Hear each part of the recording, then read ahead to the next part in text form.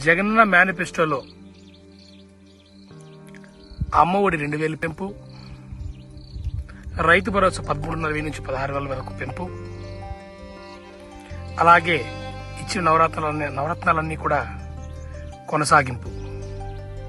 వీటిని బట్టి చూస్తే పేదవాడు బాధపడకూడదు, రైతు బాధపడకూడదు, పేద విద్యార్థులు చదువుకోవడానికి బాధపడకూడదు.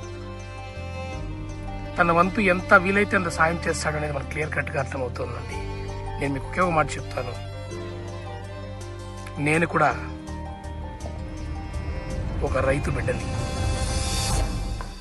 2019 ఎలక్షన్స్ తర్వాత జగన్మోహన్ రెడ్డి గారు ఇచ్చే రైతు భరోసా సాయంతో మరి ఈసీజీ కింద మామిడి మొక్కలు నాటుకున్నాను 5 సంవత్సరాల ముందు. ఇప్పుడు అదే నేను నాటిన మొక్క మానై నాకు నీడనిస్తుంది. ఈ విధంగా ఫలాలనిస్తా ఉంది.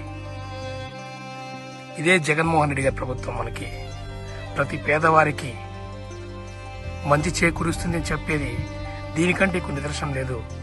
అందరూ కూడా గమనించండి, పేదవారికి మంచి చేసే ప్రభుత్వాన్ని అందరూ ఎన్నుకుందాం. జగనన్న వెంట అందరూ నడుద్దాం. దయచేసి అందరూ ఫ్యాన్ గుర్తుపై ఓటు వేసి జగన్మోహన్ రెడ్డి గారి ప్రభుత్వాన్ని పరిపాలన కొనసాగింపు మన వంతు బాధ్యతగా కొనసాగిద్దాం.